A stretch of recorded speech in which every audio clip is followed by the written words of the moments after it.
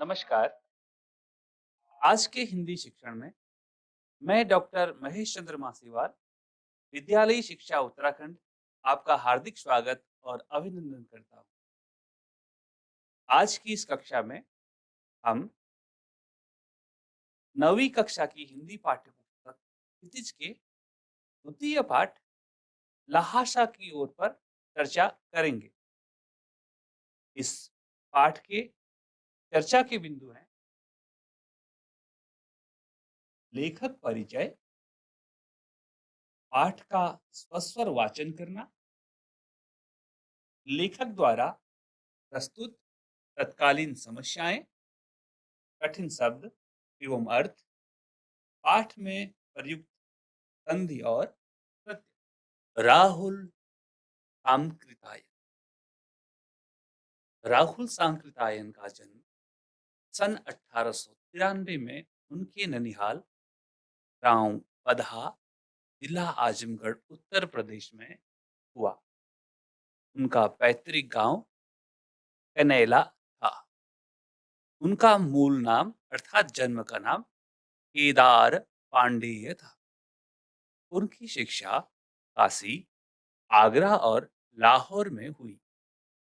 सन 1930 में उन्होंने श्रीलंका जाकर बौद्ध धर्म ग्रहण कर लिया। तब से उनका नाम राहुल सांकृतायन हो गया। राहुल जी पाली, प्राकृत, फ्रांस, तिब्बती, चीनी, जापानी, रूसी आदि अनेक भाषाओं के जानकार थे। उन्हें महापंडित कहा जाता था। सन 1963 में उनका देहांत हो गया। राहुल सांकृत्यायन ने उपन्यास, कहानी, आत्मकथा, यात्रावृत्त, जीवनी, आलोचना, शोध आदि अनेक विधाओं में साहित्य सृजन किया। यानी उन्होंने अनेक विधाओं में अनेक प्रकार के साहित्य को लिखा। इतना ही नहीं, उन्होंने अनेक ग्रंथों का हिंदी में अनुवाद भी किया। मेरी जीवन यात्रा जो 6 भागों में है, दर्शन दिग्दर्शन, 22वीं सदी, वोल्गा से गंगा, भागो नहीं, दुनिया को बदलो, दिमागी गुलामी और घुमक्कड़ शास्त्र उनकी प्रमुख कृतियां हैं।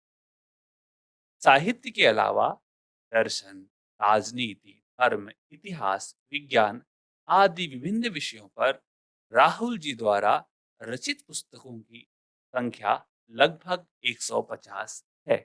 राहुल जी ने बहुत सी लुप्त प्राय सामग्री का उद्धार कर, यानी जो सामग्री विलुप्त हो चुकी है, नष्ट हो चुकी है, उन्होंने उसको दोबारा पुनर्जीवित करके, दोबारा लिख करके यह महत्वपूर्ण कार्य किया है। यात्रावृत्त, जिसमें हम किसी यात्रा की जानकारी देते हैं, यात्रा के बारे में लिखते हैं, उसे हम यात्रावृत्त कहते हैं। तो यात्रावृत्त लेखन में राहुल जी का स्थान अन्यतम है। उन्होंने घुमक्कड़ी का शास्त्र, यानी घूमते घूमते जिस शास्त्र को लिखा गया, उस शास्त्र को घुमक्कड़ी शास्त्र कहते हैं। उन्होंने मक्कड़ी का शास्त्र रचा और उससे होने वाले लाभों का विस्तार से वर्णन करते हुए मंजिल के स्थान पर यात्रा को ही घुमक्कड़ का उद्देश्य बताया। यानी तात्पर्य है, राहुल सांकृत्यायन जी कहना चाह रहे हैं कि जब हम कहीं यात्रा कर रहे हैं तो यात्रा में घूमना ही एक उद्देश्य है, या मंजिल पर पहुंचना उद्देश्य नहीं है। घूमते घूमते नई वस्तुओं की खोज करना, जानकारी इकट्ठी करना, यह मुख्य उद्देश्य। घुमक्कड़ी से मनोरंजन होता है, ज्ञानवर्धन होता है और अज्ञात स्थलों की हमें जानकारी प्राप्त होती है।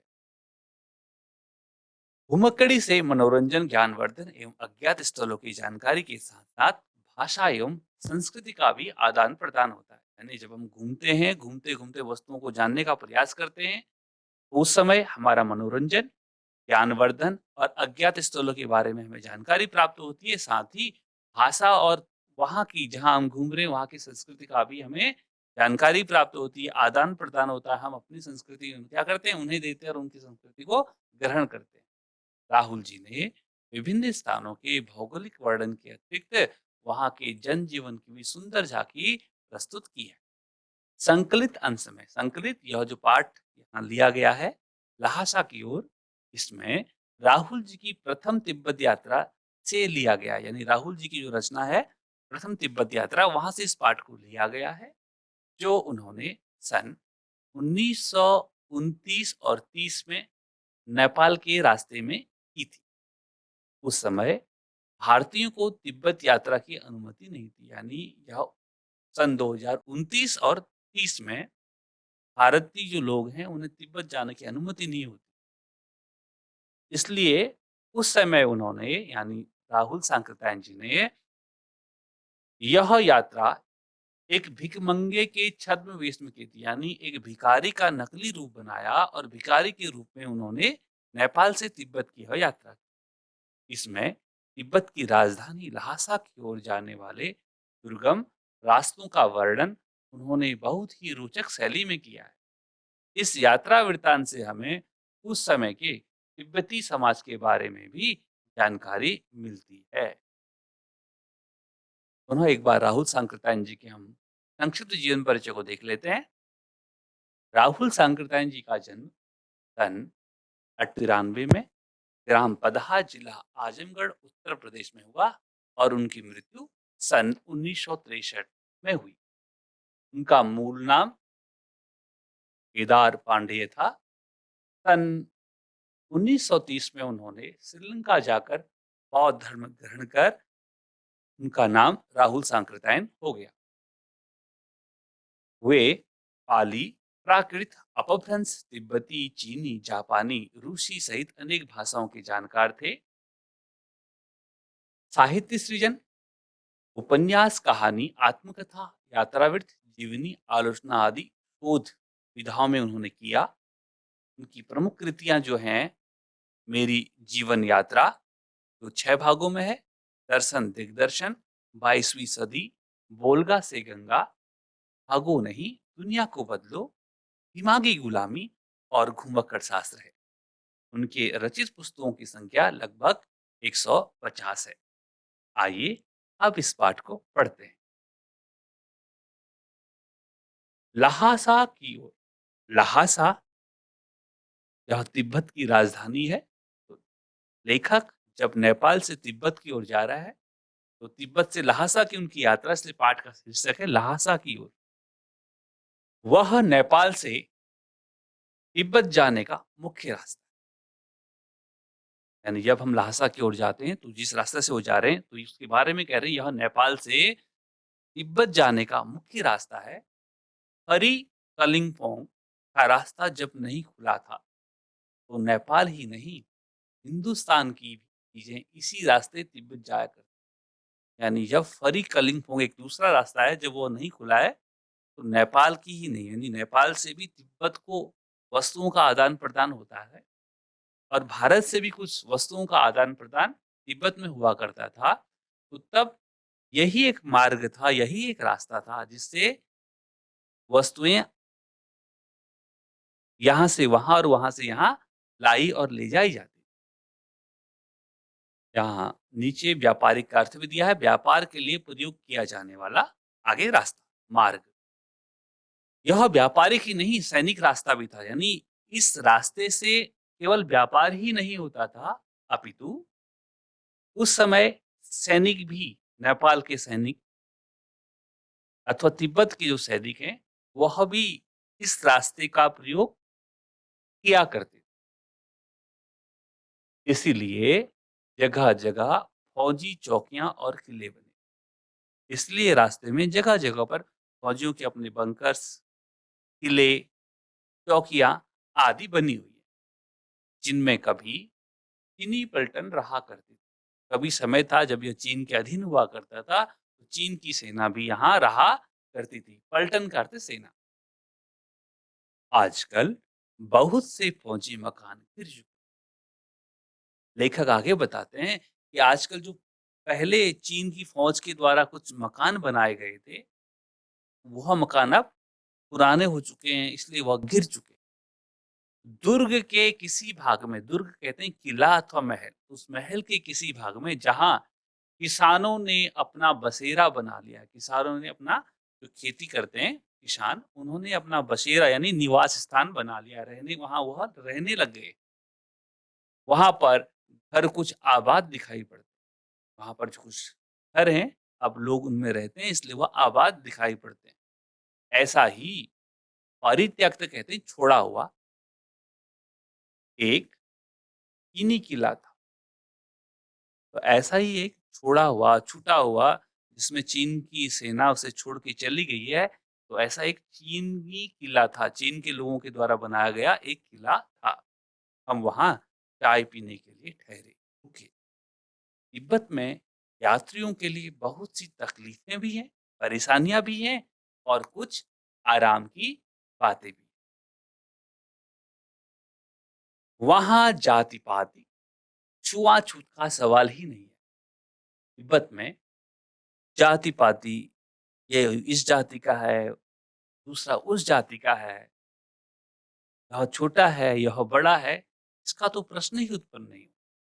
और न औरतें पर्दा ही करती हैं, औरतें भी वहाँ किसी प्रकार का भेदभाव, पर्दा, घूंघट आदि नहीं करती हैं। बहुत निम्न श्रेणी के भिखमंगों को लोग चोरी के डर से घर के भीतर नहीं आने देते। जो बहुत ही गरीब यानी निम्न श्रेणी यानी निचले दर्जे के गरीब लोग हैं, भिखमंगे यानी भिखारी हैं, उन लोगों को लोग अपने घरों में नहीं आने देते हैं। उन्हें डर रहता है कभी ये घर में आए और घर का सामान उठा के ले जाएं, इसलिए उन्हें लोग आने से रोकते हैं। नहीं तो आप बिल्कुल घर के भीतर चले जा सकते हैं, नहीं तो आप उनके घरों के अंदर भी जा सकते हैं, चाहे आप बिल्कुल अपरिचित हों, अपरिचित जिन्हें आप नहीं जानते। यदि आप उनके परिचित नहीं हैं, तो भी आप उनके घरों के अंदर जा सकते हो। और आप अपरिचित हों तो भी,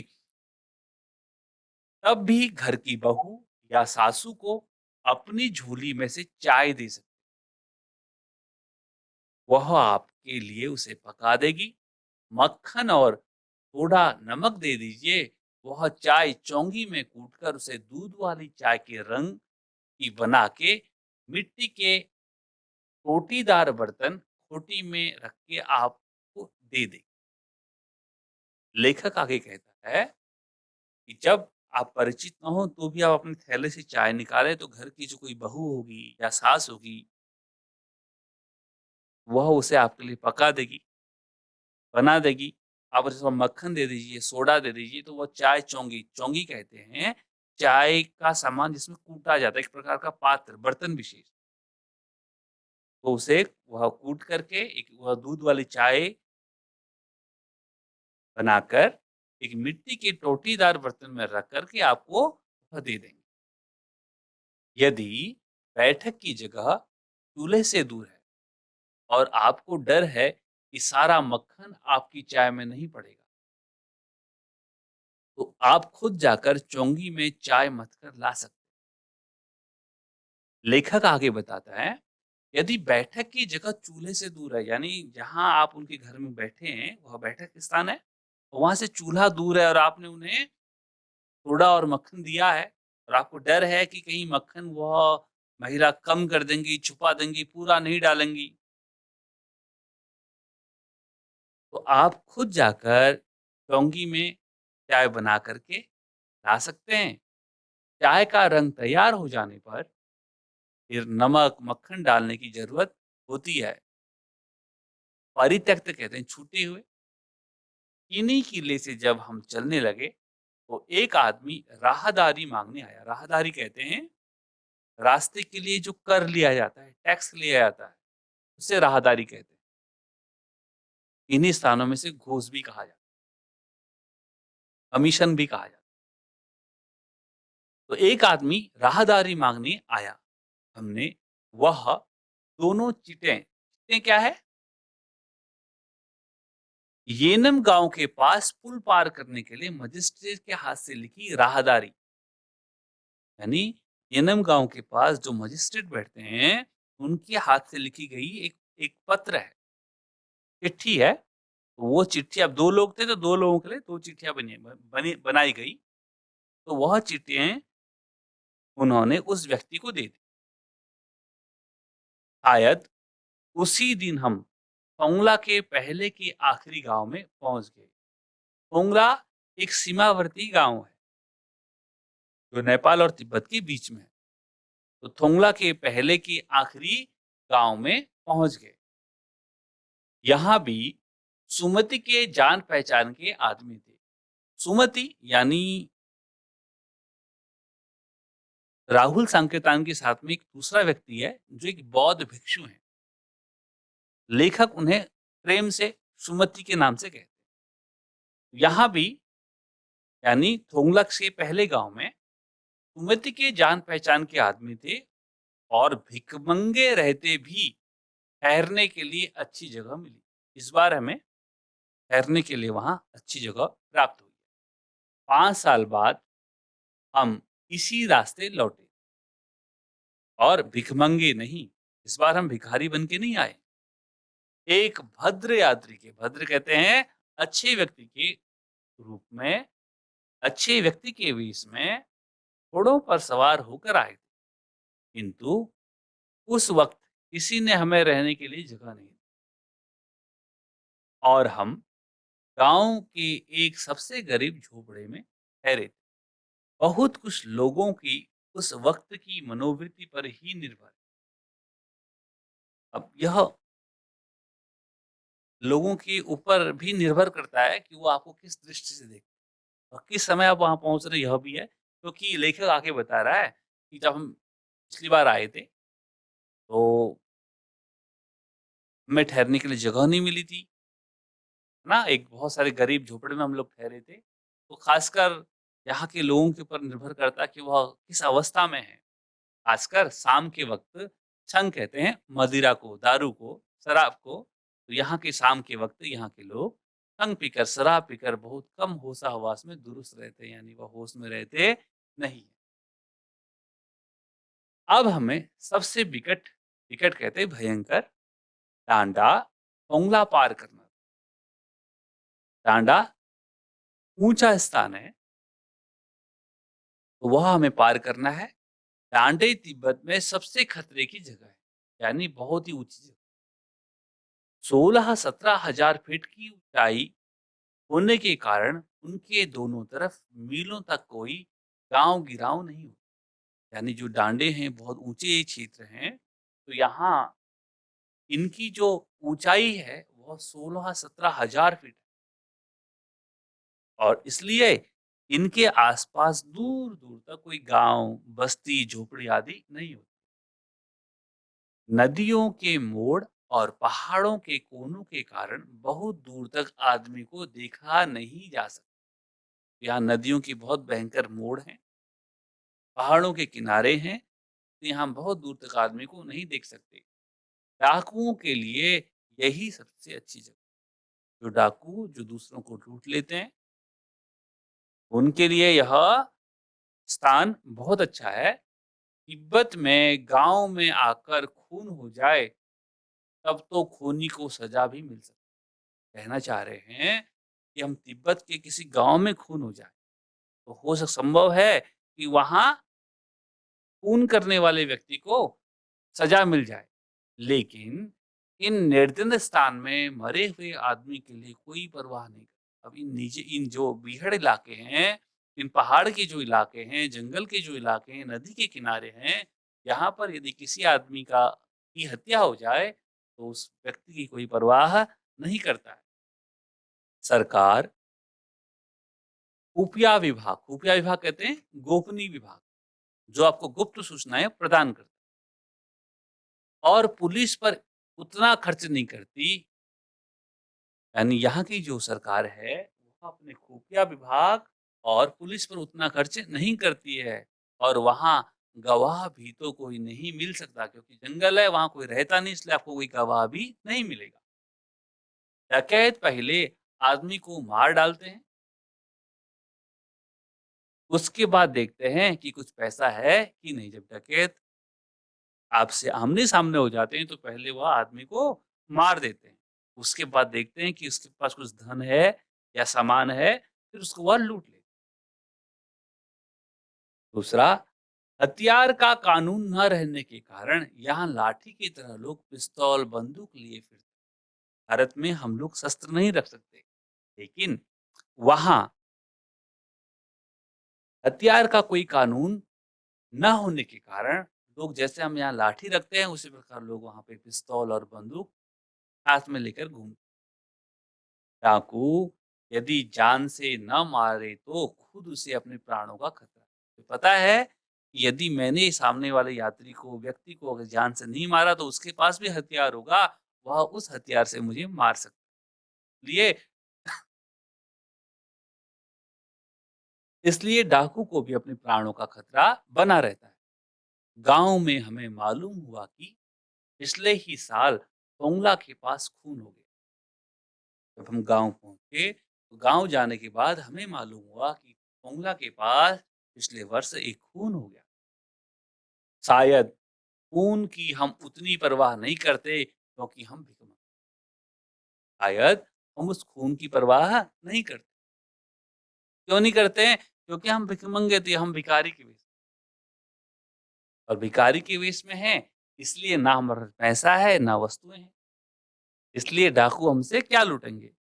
और जहाँ कहीं वैसी सूरज देखते हैं, जहाँ कहीं हमें लगता है कि ये डाकू हैं, तो हम अपनी टोपी उतार, जीभ निकाल कर कुची-कुची यानी दया करो, हैं? 1 पैसा भीख दे दो, भगवान के नाम पर दे दो, कहते हुए भीख माँगने लगते। लेकिन पहाड़ की ऊँची चढ़ाई, पीठ पर सामान लादकर कैसे चलते? आगे लेखक कहता है, अब पहाड़ की ऊंची चढ़ाई है, बहुत चढ़ाई हमें चढ़नी है, तो पीठ पर हम सामान कैसे लाद सकते हैं? क्योंकि पहाड़ी है, चढ़ना है ऊपर को, तो सब पीठ पर अगर भार होगा तो हम चढ़ नहीं पाएंगे। और अगला पड़ाव 16-17 मील से कम नहीं। मैंने सुमति से कहा कि यहाँ से लंगौर तक के लिए 2 घोड़े कर लो, सामान भी रख लेंगे और चढ़े ही चलेंगे, यानी उन पर बैठ कर हम आगे चल लेंगे। आगे कुछ प्रत्यय हैं। व्यापारिक, व्यापार, व्यापारिक का अर्थ होता है व्यापार के लिए। इसमें व्यापार शब्द है, इसमें इक यानी ठक प्रत्यय हुआ है, ठक के स्थान में इक हो जाता है। व्यापार में इक मिलने से शब्द बन गया व्यापारिक, जिसका अर्थ है व्यापार के लिए। दूसरा शब्द है परित्यक्त। परित्यक्त में परि उपसर्ग है, त्यज धातु है, त प्रत्यय है। इसका अर्थ है छोड़ा हुआ। मनोवृत्ति, मानसः वृत्ति, मन की वृत्ति। मनस शब्द से वृत्त धातु से कितिन प्रत्यय करके मन की स्थिति या शब्द बने। प्रश्नोत्तर। प्रथम प्रश्न है, टोंगला के पहले के आखिरी गांव पहुंचने पर भिखमंगे के वेश के बावजूद लेखक को ठहरने के लिए उचित स्थान मिला, जबकि दूसरी यात्रा के समय भद्र वेश भी उन्हें स्थान नहीं दिला सका। क्यों? तो प्रश्न का उत्तर है, पहली बार जब वो यात्रा करने वहां पहुंचे थे, तो वहां के लोग सब भी हैं, तो सभ्य होने के बावजूद उस समय उन्हें एक अच्छा स्थान मिला। लेकिन दूसरी बार जब वो वहाँ पहुँचे, तो वह शाम के समय वहाँ पहुँचे थे, तो शाम के वेश में अधिकांश वहाँ के लोग शाम के समय शंख पी करके यानी मदिरा पी करके बेसुध होकर के इधर-उधर पड़े रहते थे। इसलिए उन्हें वहाँ उस समय उचित उचित स्थान नहीं मिला। द्वितीय प्रश्न है, उस समय के तिब्बत में हथियार का कानून न रहने के कारण यात्रियों को किस प्रकार का भय बना रहता? उस समय तिब्बत में हथियार का कानून ना होने से लोग बंदूक और पिस्तौल, लाठी के समान साथ में लेकर घूमते रहते थे, जिससे वहाँ डाकुओं का खतरा बना रहता था। वह यात्रियों को लेते थे, इसलिए उन्हें अपनी जान का भी खतरा बना रहता था। मूल्यांकन है आपके लिए। मनोवृत्ति, भिखमंगे, राहदारी व गिराओं का एक एक सरल वाक्य आपने बनाना है, उसका सरल वाक्य में प्रयोग करना है। द्वितीय प्रश्न है, विलोम शब्द लिखें। मूल्यांकन। प्रथम प्रश्न है, मनोवृत्ति, भिखमंगे, राहदारी व गिराओं का एक एक सरल वाक्य प्रयोग करें। द्वितीय प्रश्न है, विलोम शब्द लिखें। निर्जन, तकलीफ, अपरिचित, भिखारी। एवं तृतीय प्रश्न है, तिब्बत में हथियार का कानून न रहने के कारण यात्रियों को किन समस्याओं का सामना करना पड़ता था। आज के हिंदी कालांश में लेखक परिचय, पाठ का स्वस्वर वाचन करना, लेखक द्वारा प्रस्तुत कालीन समस्याएं, कठिन से एवं अर्थ, पाठ में प्रयुक्त संधि और प्रत्यय।